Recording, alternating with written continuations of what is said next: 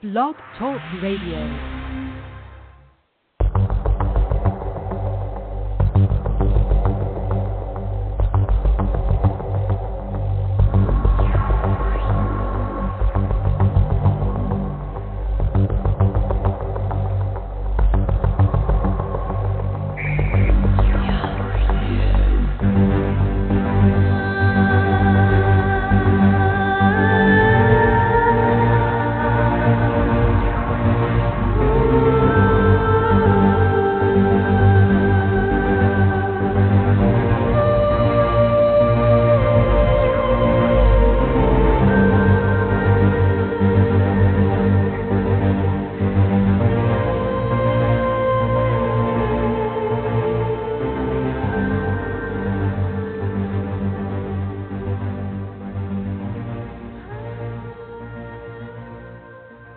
It is Thursday, May 8th, 2014. This is the Hermetic Hour, and I'm your host, Folk Runyon. And tonight we present a discussion on the mysterious origin, myths, and magic of the Polynesian Islanders of the Pacific. And having just returned from a vacation on the island of Maui, we are still under the spell of the islands and inspired to share experiences and insights.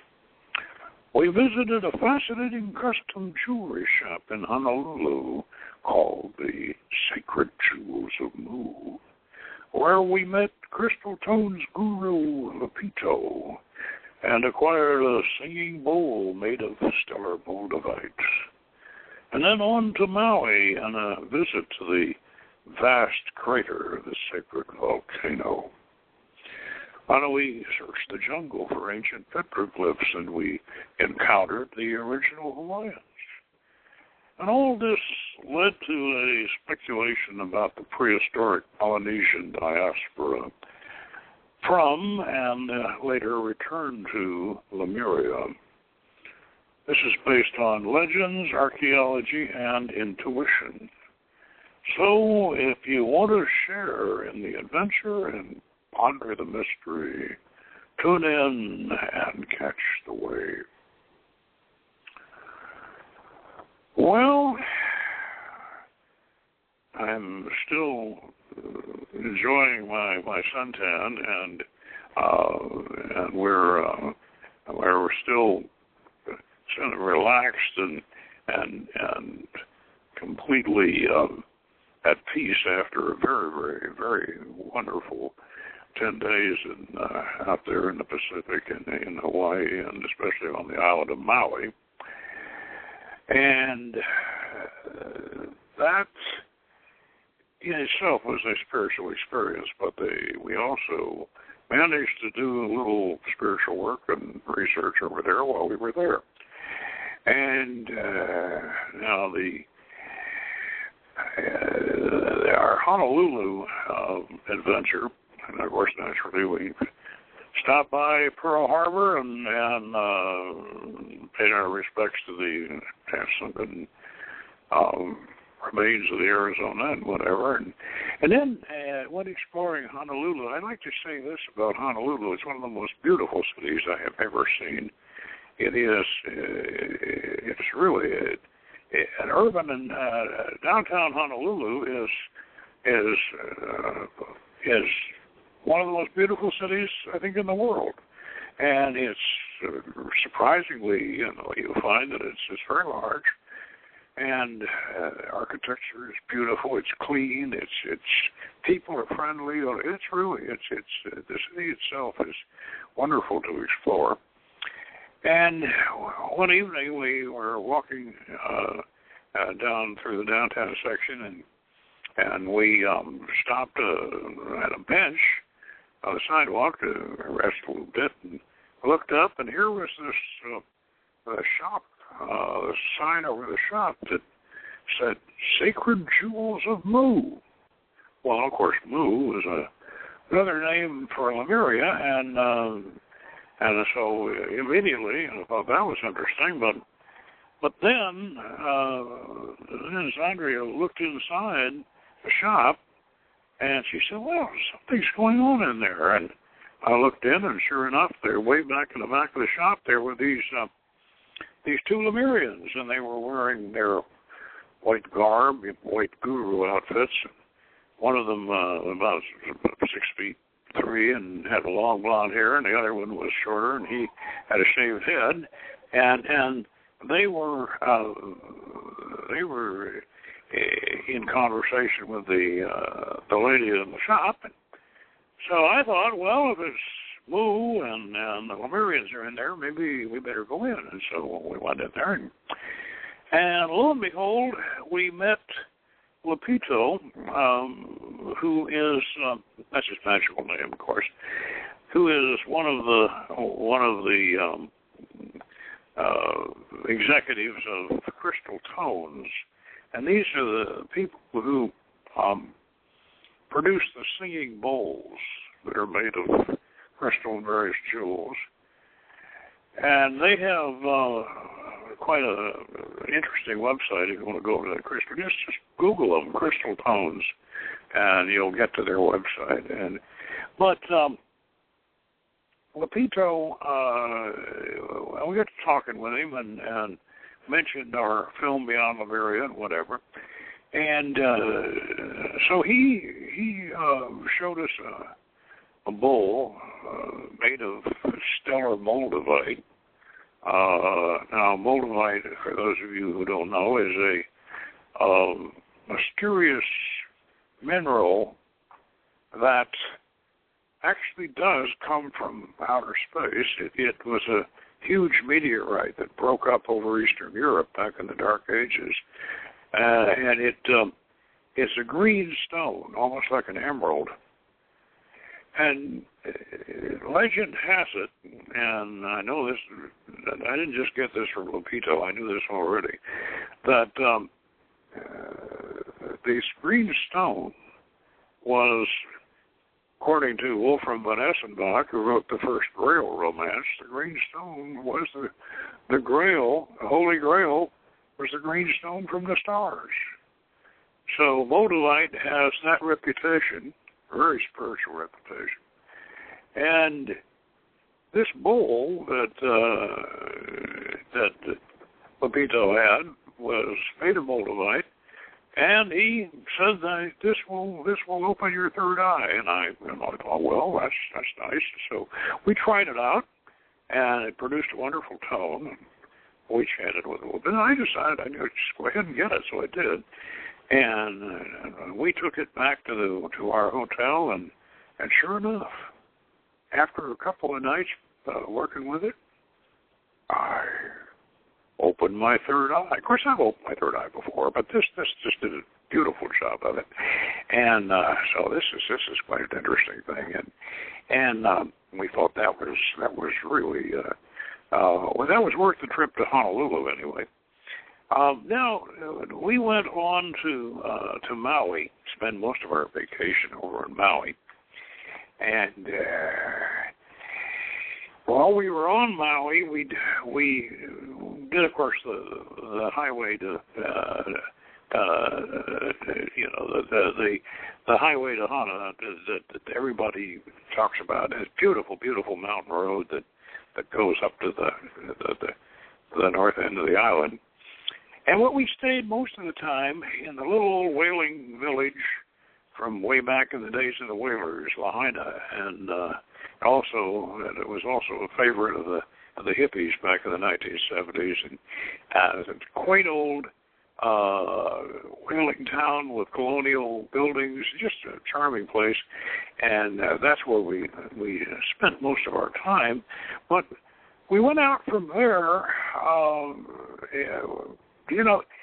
Everybody, it seems like every other person on Maui has a Jeep Wrangler, and we had rented a Jeep Wrangler from Alamo, and so we had this 4-wheel-drive Jeep Wrangler, which is the most popular vehicle on Maui, and so we went looking for two things. We went looking for petroglyphs. Now, I had read an article in the Times right before I left for the island, I had this article in the Times about these petroglyphs that had been discovered on Maui, and how they were being preserved by this very conscientious Hawaiian family. And they had kind of confusing directions on how to find them, but they were supposed to be down in this jungle gulch. Now, a gulch on Maui, you think of a gulch as a big kind of a ravine. Well, but gulches on Maui are both in the water and on land. So you can have a gulch out in the water, or you can have a gulch where the river comes down, cuts its way down to the sea.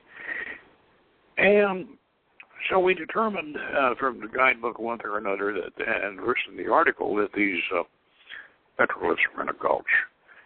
And so we drove out to the gulch, and we got down into the gulch, and it was, it's like another world. It's just like you get the closer you get down to the water, more like a jungle. We're driving down this dirt road, and we realized that, this is the place they're talking about. But then we saw this big yellow sign. I don't know, the red letters, a big yellow sign says, "Under the protection of the real Hawaiian government." Oh boy. This is the resistance, or the resistance movement.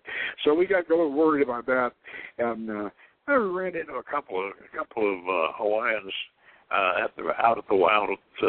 where the river went into the sea, and they were real nice, but they couldn't tell us too much, or didn't want to tell us too much about the petroglyphs. Now, so we didn't find the petroglyphs, but we found the sacred ground which was being restored, where they lived. Now, however, I got a very nice book, which you can probably get nowhere else except on Maui. I got a very nice book on Hawaiian petroglyphs, which gave me a pretty good idea of what it was that we missed. And these petroglyphs, and now, by the way, let me explain what a petroglyph is. A petroglyph is a picture writing that's carved into stone. In other words, it's like an Egyptian hieroglyphic. It's a picture writing, but it's carved into a stone. In the case of the Hawaiian petroglyphs, they use lava flows. Well, this is good one way and bad in another, because the lava flows that preserves the petroglyphs and all of that until the volcano erupts again and covers them up, which happens quite frequently.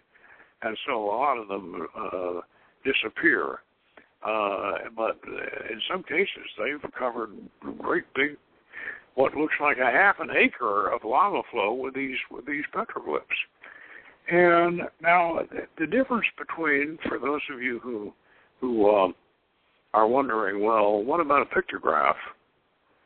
Okay, a pictograph is something that is painted or drawn on the rock, whereas a petroglyph is something that is carved into the rock.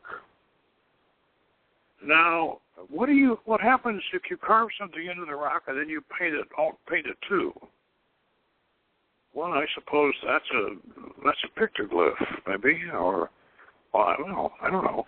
But anyway, that's the difference between petroglyphs and pictographs.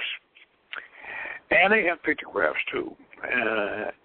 And one of the things about these petroglyphs and pictographs is that this is a language where there is no decipherment of it. The Hawaiian culture, what's left of it, and that's, I'll get into that in a minute. I say what's left of it.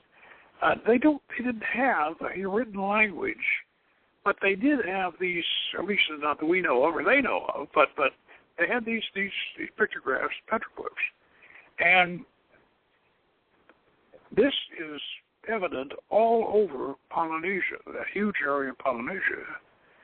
And only on Easter Island do we have large examples of this.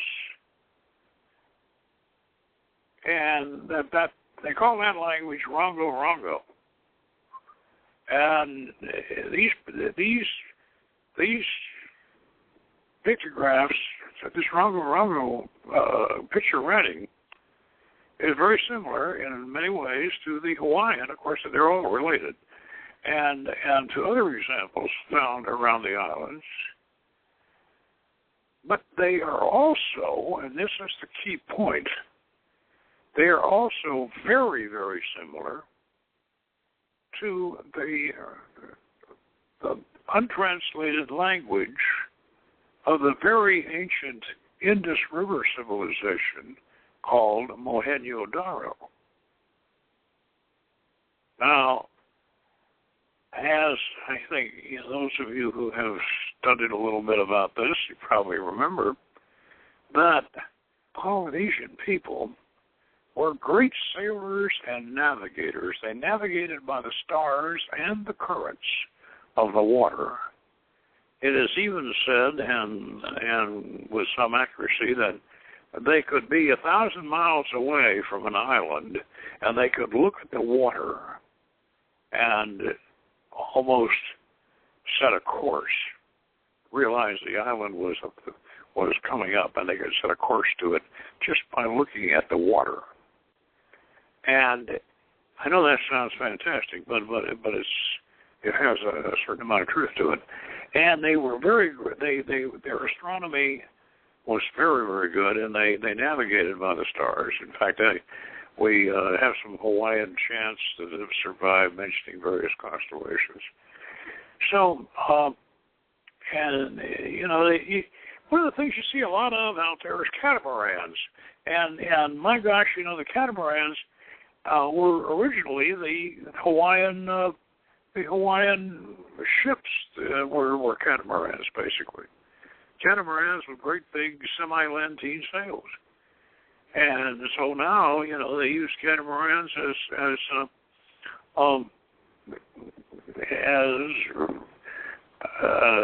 recreational sailboats out there. And of course, they're made out of fiberglass.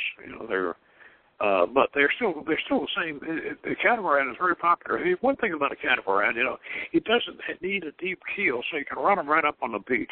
And when we were at Waikiki for one day, we saw the catamarans, a couple of them, just right up on the beach, And so the Polynesians were perhaps the world's greatest sailors during the early ages.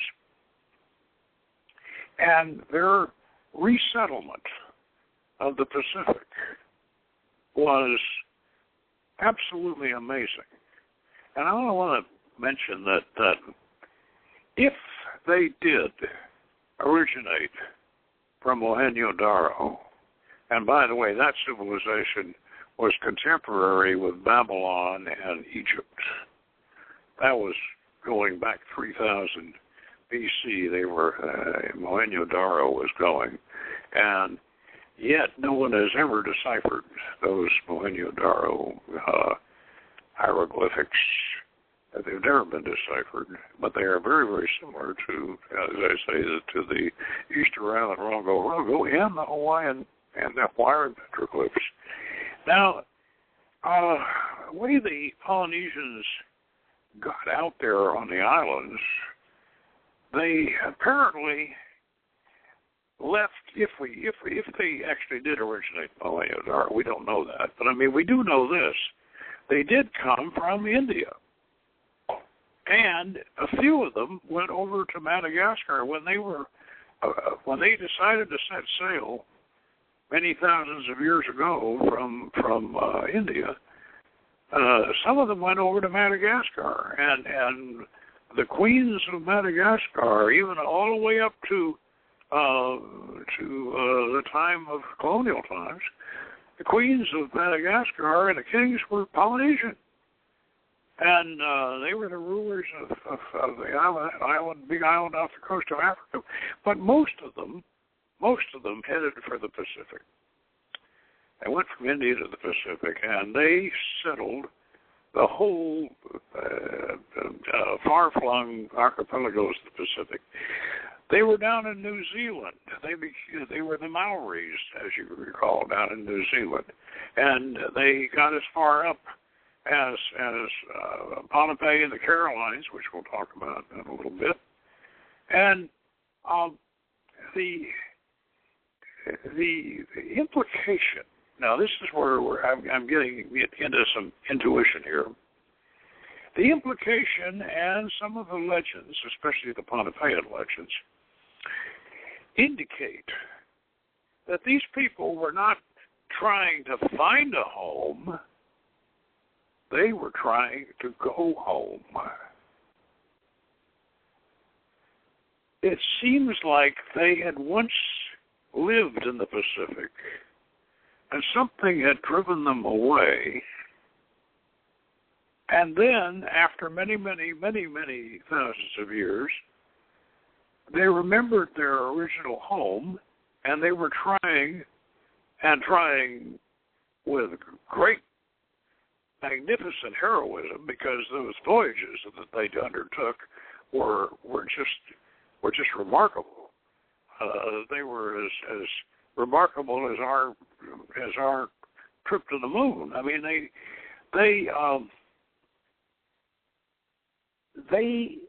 I believe they were trying to go home. And I'm especially basing this on what I know about Pohnpei, because I've spent a couple of weeks on Pohnpei back in 1988, researching a novel, by the way, which we will publish before too much longer. But what I discovered when I was researching out there in Pohnpei, and that's the closest thing we have to the ruins of Lemuria, is Don Madol, that 11 square mile temple complex out there on Pohnpei Island in the middle of the Pacific out in the Carolines. According to Pohnpeian legend, Pohnpei was founded and resettled by two brothers, Olosopa and Olosipa, and they were bringing their people home from somewhere we don't quite know where. Maybe Japan, because there is some connection between the Aboriginal Japanese and this, who are Caucasian, by the way, and the Pacific Islands, the Caribbean and the Carolines. But Olosopa and Olosipa remembered that they were the descendants of a city in the Carolines, and they were going to return to this city with their people. And they did. And they found that their city was sunk 200 feet underwater. That's Connemhuiso. That was their ancient city. And so they built Don Madol right over above where Connemhuiso, the sunken city, had been. And Don Madol, of course, is fantastically elaborate. I mean, this is a huge complex, 11 square miles of huge temples. And, well, we show it. We show it in our film Beyond Lemuria. We show the actual ruins and and describe them and all that. So the idea here is that they built Don Madol around about the time of Christ. They built Don Madol to honor the sunken city beneath it. And that sunken city is still down there, but diving conditions are really, really bad. That's the mouth of a river. There's only about 3 weeks during the year you can have any kind of visibility down there. Mark Nelson and Marlene Eckhart were out there 10 years after we were on that, and they hit it on the right time when the water was clear, and we got some footage 80 feet down, some of the ruins of Canamuisa, which you will see in the film. But the important point here is that back in the time about 10,000 years ago, the sea level all around the world was 200 feet lower because that was the end of the Ice Age. And this applied to Atlantis over in the Atlantic area just as well as it did to Lemuria in the Pacific, or Mu, if you want to use that term. So consequently, it's quite understandable that Canamuisa would be sunk and it would be that deep underwater. Now, as far as the Hawaiians are concerned, Lemuria was a very, very large area that was above the surface. And I think the same thing. I think the Hawaiians were probably the last of the Mohicans still trying to find their ancient homeland. And all of these Polynesian cultures, and you might say that the Micronesian, that the people on Pohnpei are not Polynesians, they're Micronesians. That is a very much misused and misunderstood term. The Pohnpeians are islanders, and there's more Polynesian than they are Micronesian. I mean, there is somewhat of an Oriental strain, just like there is some Melanesian strain in the lower Polynesians, but they're essentially Polynesian. They're essentially the same group of islanders, and their magic is very similar. Pohnpeian magic, they call their kahuna is called a chamero, but the magic's the same. Now, as a cultural anthropologist, I had to read a lot of Margaret Mead.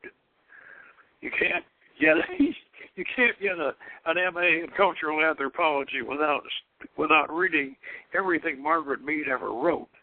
And what she was an expert on was the Polynesian culture, and mostly Samoa. Growing up in Samoa was one of her classics.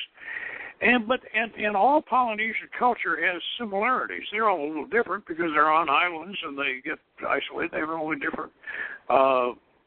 They have their different dialects and all. For instance, the two big factors in Samoan and Polynesian religion are a powerful supernatural force for good or positive force called mana. And then there is a negative force, the dark side of the force. There's a negative side of it called tapu, from which we get our term taboo. Well, in Hawaii, it's not tapu, it's kapu. So you see, it's cognate. I mean, so there's little dialect differences in different islands, but the whole principle of mana, big mana, and by the way, we'll talk a little bit about just what big mana is and who has it, whatever, and then tapu or kapu, and at this point, let me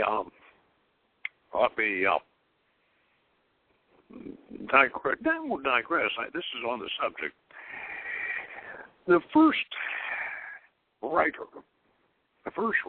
to present to the West a book on Hawaiian or Polynesian type magic and religion was a fellow by the name of Max Freedom Long. And he wrote a book. His first book was called The Secret Science Behind Miracles.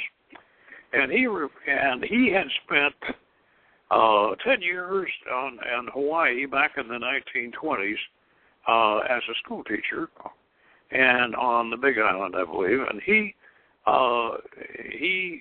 got in touch with an old Hawaiian hand, and Howley, but he was an old Hawaiian expert, and who passed on his knowledge of this secret magical tradition in Hawaii, which Max Freedom Long called Una.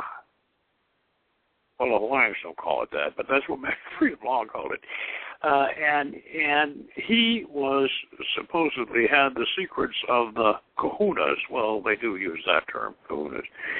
Now, if you Google Max Freedom Long, and then you go and Wikipedia Max Freedom Long, you will find that the Wikipedia entry for him does nothing but discredit everything he did.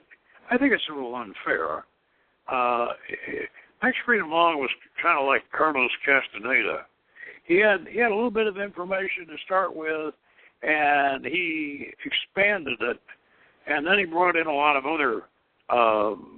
When he ran out of actual information, he started speculating that the whole thing had started in ancient Egypt, and then and then he went, and it was spread over to Morocco, and he was bringing in spiritualism and ectoplasm and every other, and all kinds of psychology, and applying it to Huda, which wasn't really what the Hawaiians called it, and so consequently, I guess he does deserve to be kind of looked at with a grain of salt. But yet, there were a few things that he pointed out in that book that are true. And I want to point out that Margaret Mead was very lucky.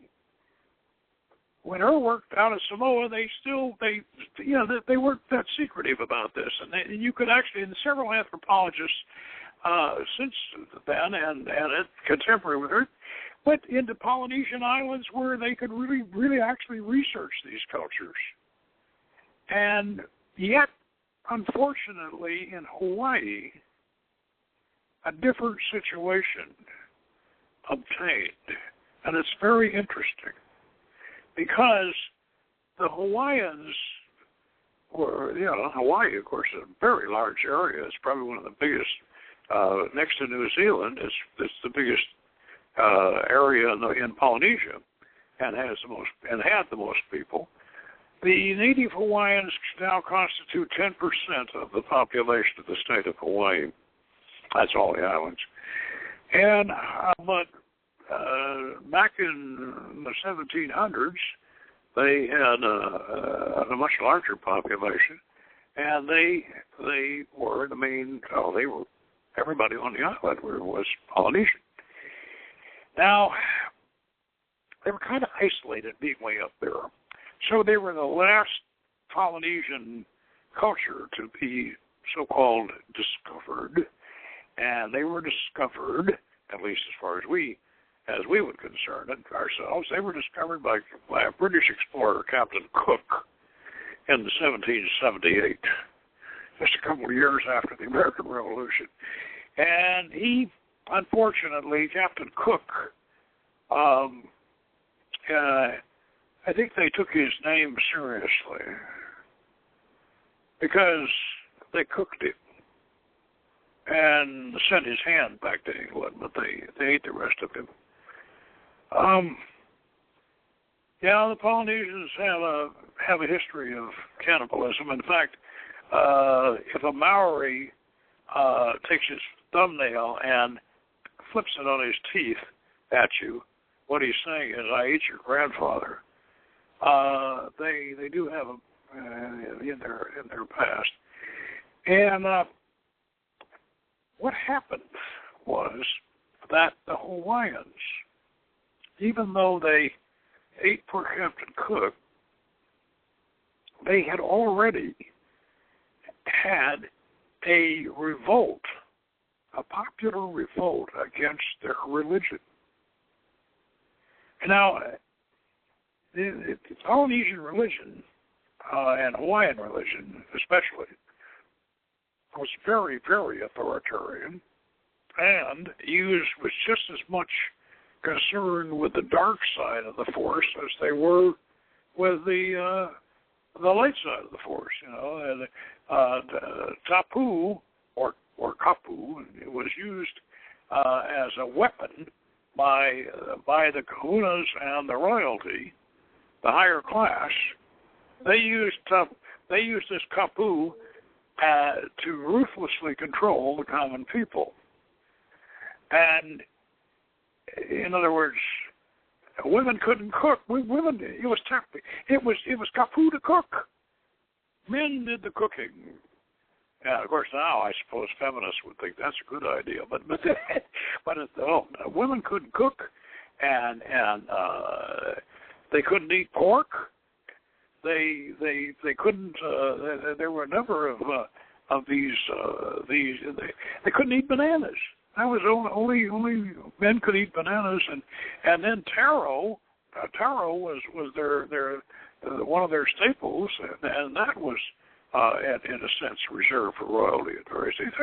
So there are other examples of tapu and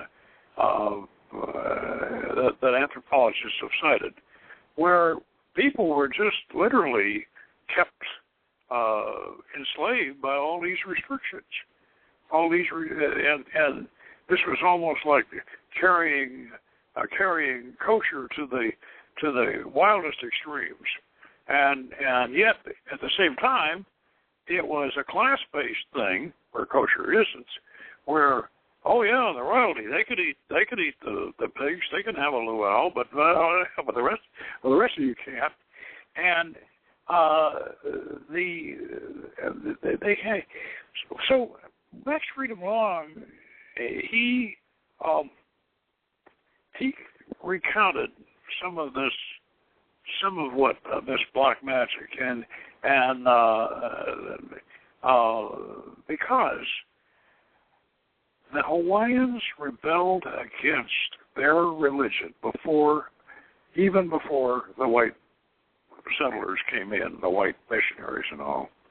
And surprisingly enough, they even sent the Hawaiian royalty sent their young people over to the mainland to go to Christian seminaries.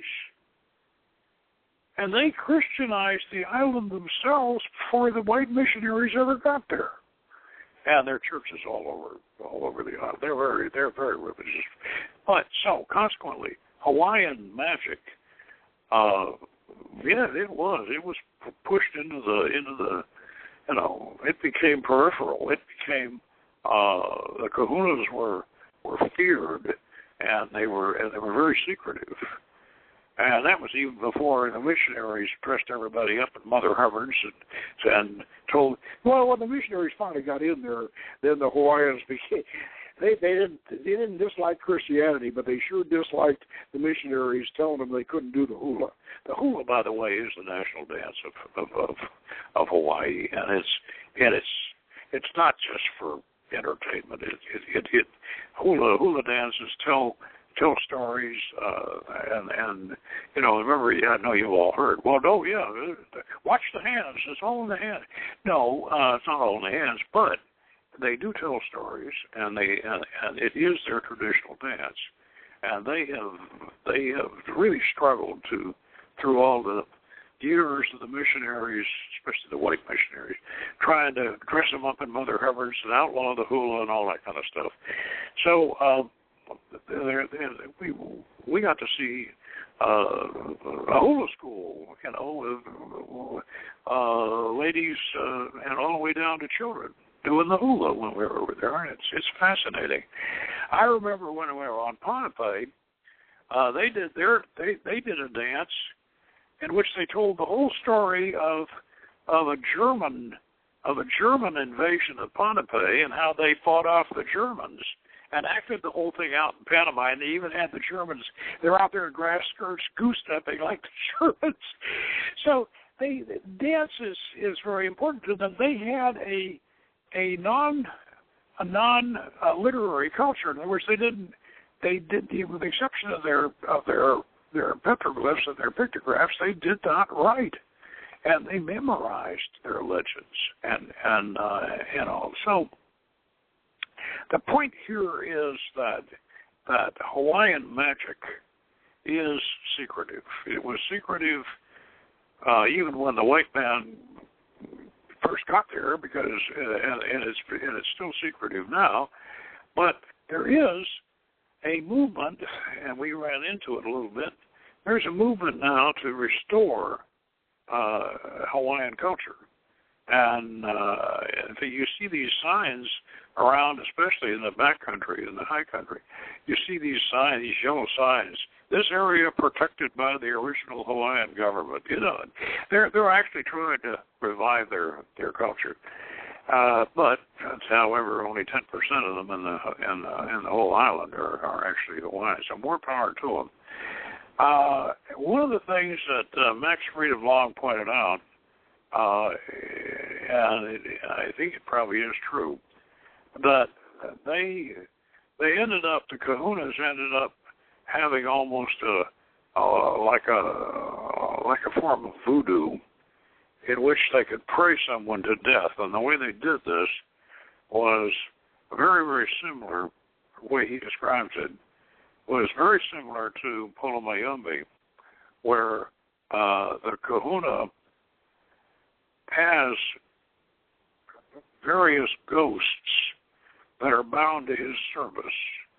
And if he decides to off somebody, he sends ghosts that are in his service to inhabit them, and he uses a magical link, of course, like hair or fingernail clippings or whatever to do this, to infect this person and then cause this paralysis. And this is all over the world. This is probably the worst form of black magic. It's called ghost slaving, and so I have no doubt that Long is right about that. This is probably what they would have done. Now, when the Hawaiians rebelled against their religion, and they had on the island these huge stone platforms.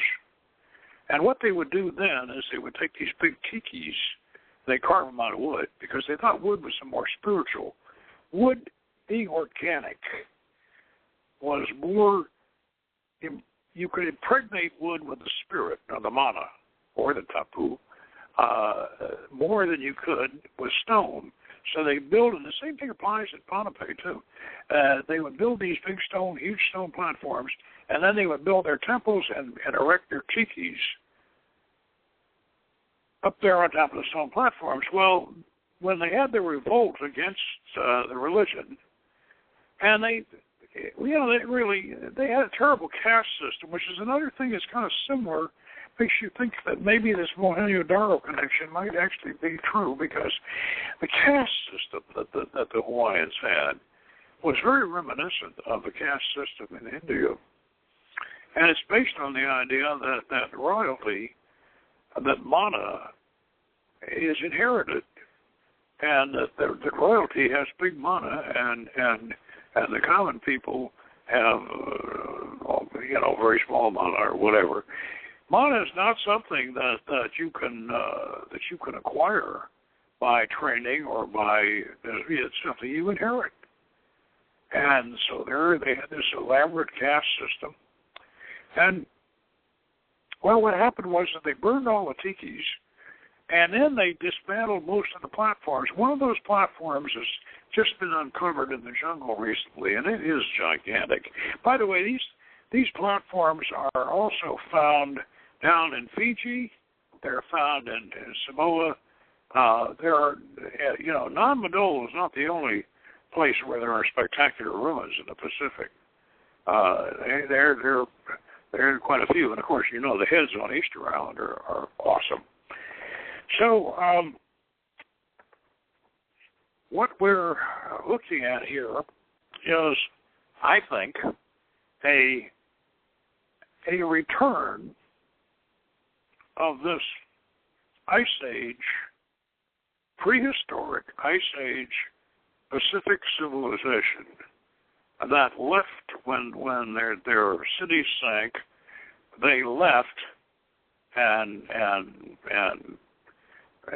sailed to the ancient continent, and then at a certain point they maintained this legendary idea that their home was out there in the Pacific, and they tried to come home, and they did, and they found the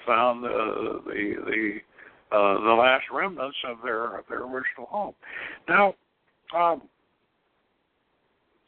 I'm not the only one who thinks this idea. I don't mean to give any credibility to Blavatsky, although Blavatsky's, a lot of her ideas are getting a lot more credibility these days, frankly. But Blavatsky and Steiner and even Spencer Oliver in Dweller on Two Planets, Philos, they all had this idea of Lemurian black magic. And that Lemurian black magic was that they were imagining. And Basil Wilby picked this up, and a lot of people have talked about it. This Lemurian black magic is really based upon what we know about Polynesian customs of black magic. So when we start talking about Polynesia, very ancient Polynesia, being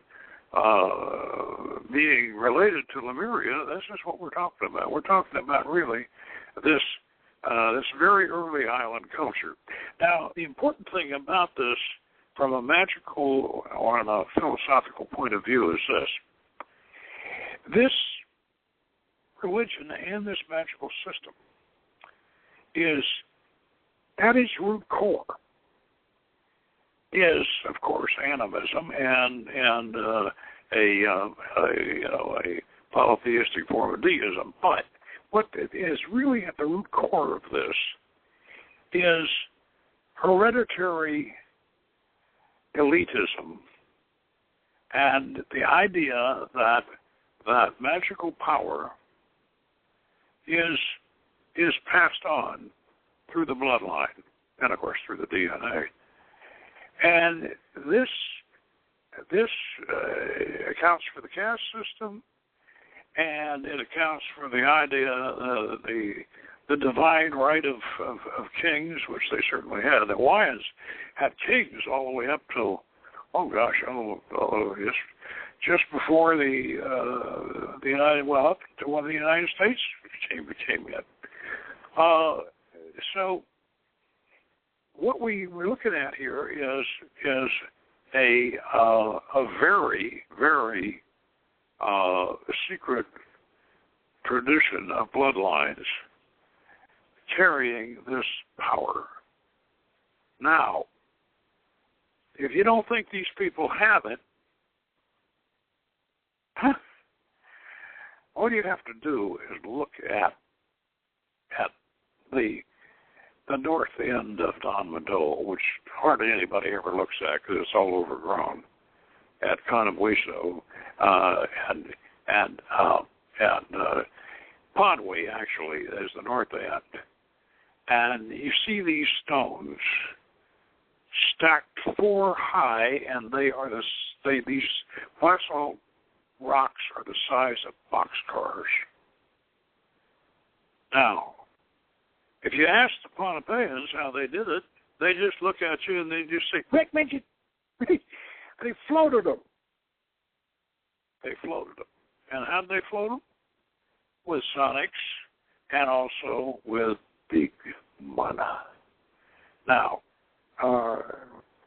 proof of that, the Japanese had Pohnpei during World War II, They didn't have to take it. I mean, they just came in there and took it again.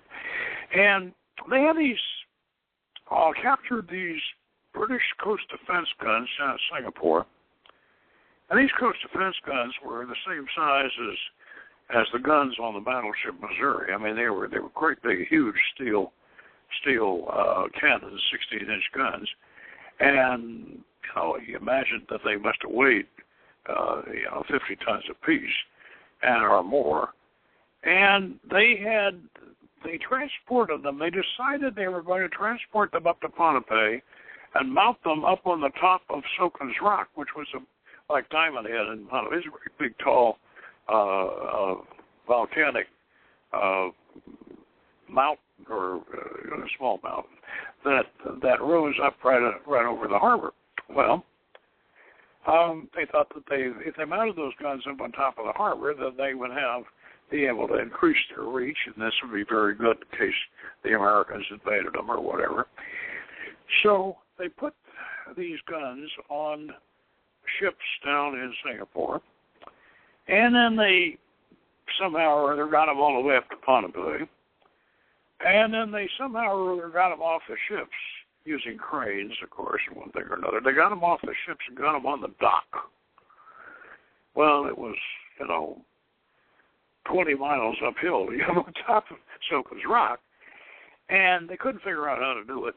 And so the guns just lay there rusting, and the Japanese commander had no idea how to get them up there, because cranes would work in the jungle, and then it was an incline, and all this was going on, and so some old Chamorro comes by, and he says, you want to get those guns up on top of the rock? And the Japanese said, yeah, we do. And I said, well, we'll do it, and you pay us, and you quoted a figure. And I said, but, he said, one thing, you can't watch us do it. And the Japanese commander was pretty smart, and he figured, all right. So they paid him, and the Chamorros got those guns up on top of the rock. And nobody knows how they did it. And the Japanese didn't watch. I think the Japanese didn't watch them. They just do it. And they're up there right now. How the heck did they do it? Big money. Now, this is a more mundane example of this. Some friends of ours were driving on one of the Hawaiian islands, and their Jeep went off an embankment into a drainage, just roadside ditch, and it was about 10 feet down in the ditch on its side,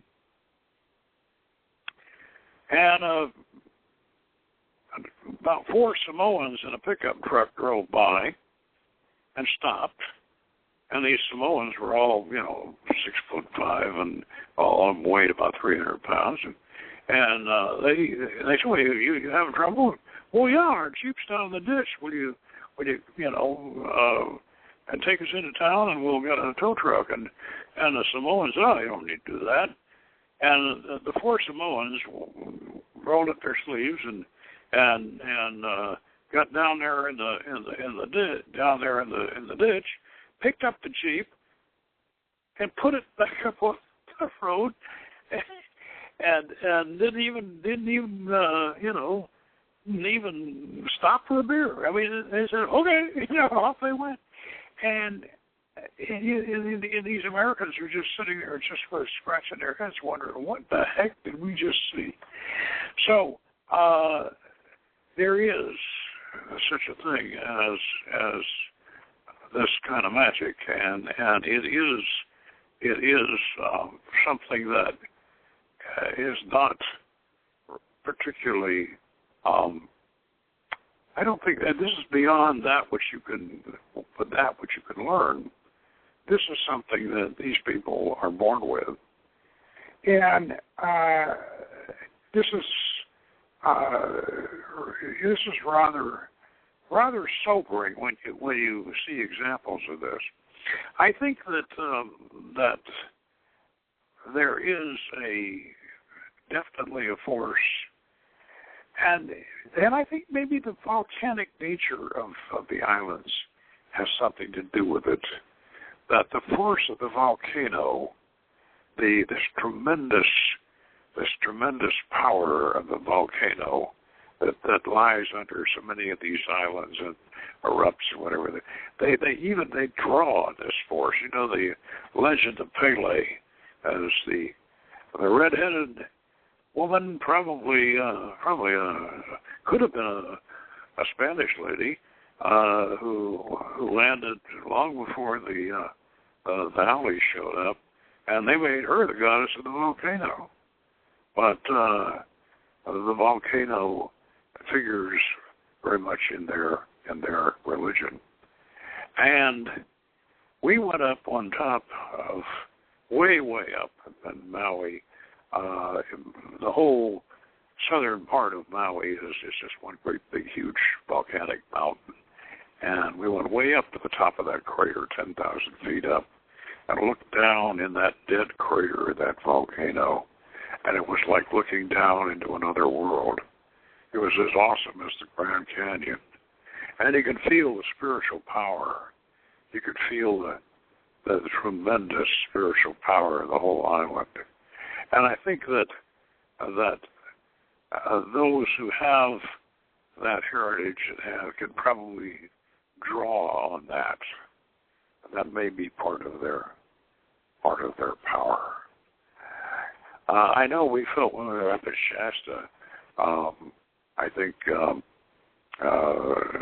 Brother Lord Michael had the best take on the Shasta situation. This is a gigantic alchemy laboratory, and the lakes around it cool this active volcano and keep it in check, and the whole thing becomes an alchemical laboratory, and the elemental power and the elemental life all around it is just swarming.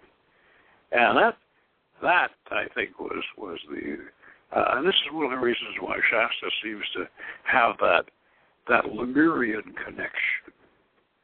It connects to the Northwest Coast Indians used to paddle down and have vacations in Hawaii. So sure, we have a connection. Anyway, carrying right along with this theme, next week we have just re-released Beyond Lemuria in a new format with the Darrow Princess, Sister Clyto, on the giant ray machine on the cover, and we just re-released it. It's on Amazon. It's Beyond Lemuria, the second edition, and it's for half the price of the original, only $9.95. And next week we are going to have a show talking about the new release of Beyond Lemuria, and we'll have Greg Jednak, the director of the show, who also plays the Darrow Vampire Zoltan Nodescu. And Greg's going to call in, and we might even get the Darrow Princess to call in too, and if she's in the mood. And so next week we will continue. And remember now, beyond, if you enjoyed tonight's show, we have the best footage of Pohnpei and the sunken city and the ruins of Pohnpei. The best video yet that anybody's done, and that's in Beyond Lemuria, second edition. So until next week, good magic, and we'll see you then. Bye.